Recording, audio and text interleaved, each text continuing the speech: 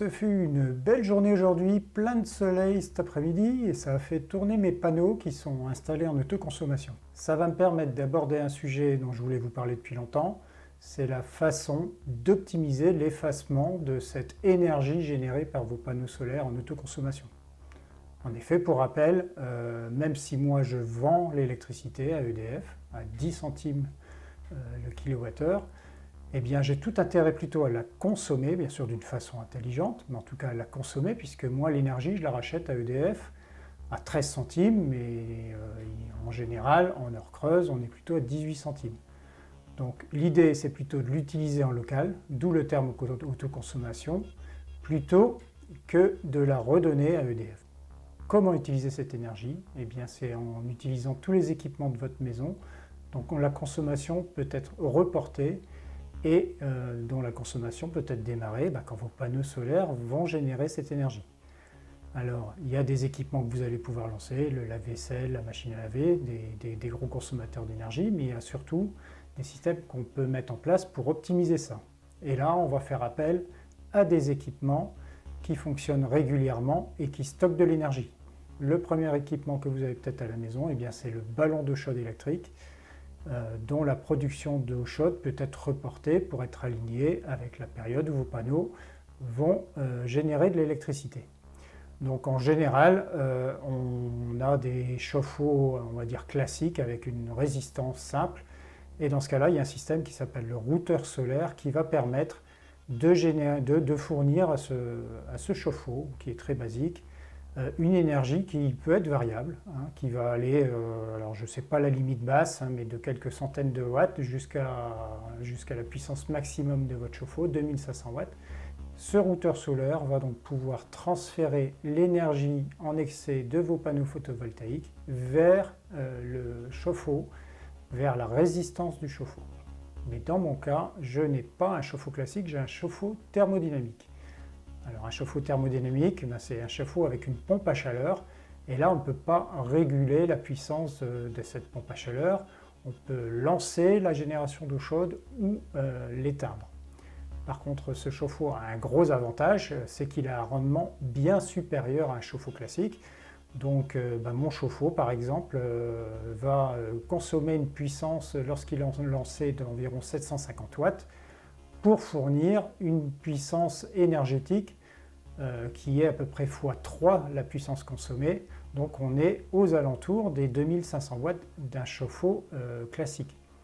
Donc en aucun cas je vais échanger mon chauffe-eau thermodynamique pour un chauffe-eau classique simplement pour effacer de l'énergie. Il paraît évident que la première chose à faire, c'est d'éviter de consommer plutôt que d'essayer d'effacer les consommations de vos panneaux.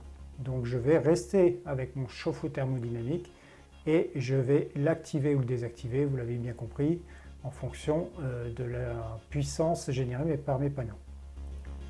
Mais il n'y a pas que ça chez moi, maintenant j'ai également une batterie que j'appelle une smart batterie. C'est une batterie qui fait 4 kW et que je peux non seulement activer ou désactiver, mais également régler assez finement la puissance qui est consommée ou générée par cette batterie. Donc la plage de puissance de mon système, il est entre 250 et 750 watts. Et puis j'ai également une voiture électrique avec une énorme batterie. Je peux compter également sur cette voiture pour absorber une partie de l'énergie des panneaux solaires, bien sûr. Alors par contre, il y a une limite basse puisque la charge ne peut pas se faire en deçà de 6 ampères, donc environ 1500 watts. Donc en fait, je ne lancerai une charge sur mes panneaux solaires que lorsque cette limite basse est atteinte. Et en deçà, il va falloir trouver un autre moyen. Qu'est-ce que je peux faire maintenant avec ces équipements? C'est les contrôler intelligemment pour que la production de mes panneaux soit absorbée par ces équipements. Comment va-t-on faire ça? Eh bien, on va tout d'abord lancer la smart batterie. On va faire en sorte que les petites puissances soient absorbées par la smart batterie, donc entre 250 et 750 watts. J'active la batterie et je vais lui dire de s'adapter au niveau de génération d'énergie de mes panneaux photovoltaïques. Au-delà de 750 watts, eh bien, je sais que j'ai assez d'énergie pour pouvoir lancer le chauffe-eau thermodynamique. Ce chauffe-eau va consommer entre 650 et 800 watts, on va dire, donc en moyenne 750 watts. et il va avoir l'énergie fournie par les panneaux également. Mais si je rajoute à ce chauffe-eau thermodynamique de nouveau une consommation par la Smart Battery, je vais pouvoir de nouveau rajouter 750 watts absorbés par la batterie, plus les 750 watts absorbés par le chauffe-eau thermodynamique, ce qui fait que je peux au final arriver à 1500 watts et moduler la consommation sur ces 1500 watts. Au-delà de 1500 watts, j'ai assez d'énergie pour pouvoir lancer la recharge d'un véhicule électrique. Et là, l'avantage, c'est que le véhicule, effectivement, il a une limite basse, mais par contre, la limite haute est très haute. Donc, le chargeur va pouvoir, du coup, absorber jusqu'à 7 kW de puissance générée par les panneaux. Donc, j'en suis bien loin, puisque moi, je n'ai que 3 kW. Mais pour des grosses installations, on peut imaginer effacer beaucoup d'énergie générée par les panneaux solaires. Donc, comme vous le voyez, même sans routeur solaire et un chauffe-eau classique, il est possible de moduler l'effacement de l'énergie des panneaux solaires entre une borne minimale qui est de quelques centaines de watts à plusieurs kilowatts si vous avez un chauffe-eau thermodynamique, une petite batterie qui va faire la modulation intermédiaire et un véhicule électrique qui va pouvoir être la grosse source de consommation principale. Je ne vais pas aller trop loin dans la technique sur cette vidéo, ce n'est pas l'objectif, on va plutôt regarder ce que ça donne dans la vraie vie déjà. Maintenant, je vous invite à vous inscrire à la chaîne ou alors à la playlist gestion d'énergie. Il y aura des vidéos sur ce sujet qui vont arriver. Et puis quand j'aurai un peu nettoyé le code que j'utilise, je le mettrai à disposition sur un guide quelque part. Donc stay tuned, bien. On va regarder un petit peu ce qui s'est passé aujourd'hui. Et comme je vous le disais, il y a eu du soleil aujourd'hui. Donc là, ce que je vous présente, c'est mon tableau de bord du système de gestion d'énergie. Et en bas à gauche, vous avez en particulier la production. Donc c'est la courbe bleu foncé là, qui est envers le bas, qui est en négatif. Et comme vous le voyez, on a une belle production. Donc à partir de 14h30, il me semble 14h10, où là, le ciel s'est ouvert et le soleil est arrivé avec assez peu de variations. Et comme on peut le voir un petit peu plus loin, moi, ce système de gestion, il va me permettre, on en a déjà parlé, de gérer la recharge de la voiture, le chauffe-eau thermodynamique, la Smart Battery, que j'appelle ici l'UPS, le système de protection de l'énergie. Puis j'ai aussi des volets et du chauffage, mais là, c'est un autre sujet. Voilà. Et sur la partie qui nous intéresse ce soir, c'est l'effacement. Et là, vous voyez que sur cette période où on a eu du soleil, il y a eu effectivement pas mal d'énergie qui ont pu être absorbées, que ce soit par la batterie ou le chauffe-eau thermodynamique, voire même la voiture. Donc on a une période ici, le vert clair, où c'est effectivement une recharge de la voiture qui a démarré. Il y a une dernière partie que je voulais vous montrer aussi dans ce tableau de bord, c'est la partie de contrôle des équipements. Donc qui est en bas à droite ici. Alors les zones vert foncé, c'est les heures creuses qui ont un impact direct sur le fait qu'on va démarrer les équipements ou pas, bien sûr. Et puis ces différentes zones là, de différentes hauteurs, correspondent aux différents équipements dont on a parlé, avec des hauteurs à peu près équivalentes aux consommations qui peuvent être avalées. Donc l'orange correspond à la batterie, le bleu correspondra au chauffe-eau thermodynamique et le vert ici, à partir de 1500 watts, et à une recharge de voiture. Donc là, vous avez les commandes et vous avez au-dessus les énergies qui ont été effacées depuis l'énergie fournie par les panneaux solaires. Bien, maintenant on va regarder un peu plus dans les détails l'historique de données pour mieux comprendre ce qui s'est passé. Alors, comme tout à l'heure, vous avez en haut les consommations de la maison en orange clair, la puissance générée par les panneaux dans les 12 dernières heures, donc avec cette fameuse zone là où il y a eu une belle production pendant plusieurs heures. Et puis, entre les deux, le rose foncé, c'est l'énergie consommée ou fournie au réseau. Donc l'idée, c'est de rester le plus proche possible du zéro, et d'être, entre guillemets, en autoconsommation totale. En dessous, c'est toutes les consommations que je peux mesurer dans ma maison Bon, il y en a pas mal, c'est un peu compliqué, donc on va aller un peu plus dans le détail pour les équipements qui nous intéressent. Et les fameux équipements qui nous intéressent sont ici. Voilà, donc la batterie, le chauffe-eau, la wallbox. Et ce qu'on peut voir, eh bien, c'est déjà sur la batterie, il y a toute une période, là, comme vous voyez, où la batterie, là, elle s'est chargée assez longtemps. Eh bien, ça correspond tout simplement à mes heures creuses de l'après-midi, donc midi 30, 15h30, pendant laquelle eh bien, je force la batterie à se charger, puisque l'idée également, eh bien, c'est qu'elle se charge sur les heures creuses et qu'elle refournit l'énergie chargée pendant les heures pleines pour me faire de nouveau des économies. Donc là, elle s'est chargée pendant un bon paquet de temps sur toute la période d'heures creuses. Et à la fin, on voit là qu'il y a eu une modulation. Par contre, là, on est en heure pleine.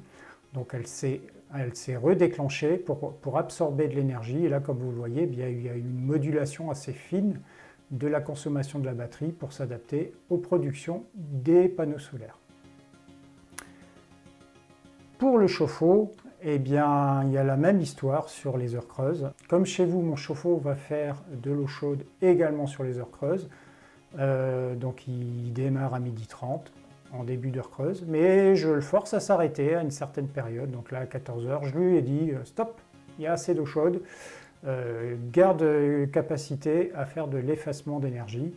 Et effectivement, dans le restant de la journée, il a eu à 2 occasions la possibilité de démarrer pour consommer de l'énergie produite par les panneaux solaires. Donc ça s'est passé sur cette période-ci, entre 14h40 et 15h07, et puis il y a un nouveau redémarrage à 16h pendant aussi une vingtaine de minutes.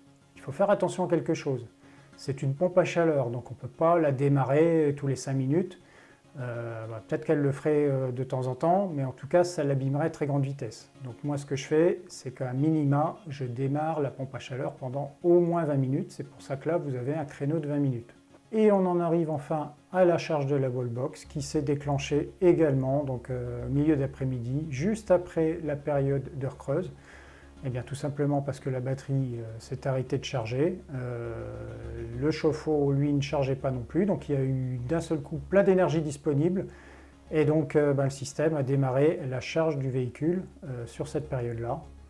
Et puis, on va peut-être regarder après, mais il s'est avéré que l'énergie a vite décru et donc il a fallu arrêter cette charge. Mais cette charge, comme on le voit, elle a été remplacée par une consommation par le chauffe-eau thermodynamique et en plus une consommation de la batterie qui s'est rajoutée à la consommation du chauffe-eau thermodynamique. Voilà. Si on regarde au total comment on a absorbé l'énergie des panneaux solaires, eh bien on obtient ce graphique qui est en haut. Donc l'autoconsommation totale ressemble à ça. Donc il y a une petite autoconsommation en début de période d'heure creuse, mais c'était fortuit, c'était pas volontaire. Il y a eu juste une petite période où il y a eu un peu de soleil, donc on a réussi à manger un peu d'énergie, mais de toute façon la batterie allait tourner à ce moment-là. Là où ça devient intéressant, c'est sur cette période-ci où là le soleil est bien monté et comme vous le voyez, il y a eu non seulement la batterie qui a chargé, mais on a cumulé également le chauffe-eau, puis une deuxième fois le chauffe-eau, puis le chauffe-eau s'est arrêté, donc on est retombé à 750 watts à peu près. Et puis on arrive enfin à la période où c'est le véhicule électrique qui s'est mis à charger. À la fin de cette petite session de charge sur panneau solaire, eh bien, comme je vous le disais, c'est le chauffe-eau qui a repris le dessus avec également une consommation en décroissance de la batterie pour s'adapter. Donc là, ce qu'on voit, c'est bien l'énergie que j'ai réussi avec un petit peu d'intelligence à autoconsommer sur mes panneaux solaires. Alors par contre, les règles pour lancer ces différents équipements et moduler la puissance ne sont pas si simples, parce qu'on l'a vu un petit peu tout à l'heure, la puissance générée par les panneaux, elle n'est pas linéaire. Donc là, on a eu cette chance que d'avoir du soleil en continu, mais en général, c'est plutôt ce type de graphique qu'on obtient. Donc c'est très variable et ça varie d'une minute à l'autre. Par ailleurs, on a en bas la consommation de la maison en dehors de tous ces équipements. Et on voit également que cette consommation est très très variable. Sur cette période-ci, on était en train de se balader, on n'était pas dans la maison, donc les consommations étaient très faibles. Mais dès qu'on est rentré dans la maison, les consommations ont réaugmenté. Puis après, il suffit de lancer des plaques électriques, il suffit de lancer la télé, etc. Et là, on a des pics de consommation qui vont eux-mêmes aller piocher dans l'énergie produite par les panneaux. Donc il va falloir moduler aussi en fonction de ça. C'est ce que je voulais vous montrer ce soir. Encore une fois, abonnez-vous, il y aura d'autres vidéos explicatives. On va aller un petit peu plus loin sur ces sujets. J'espère que ça vous intéressait. À bientôt, au revoir.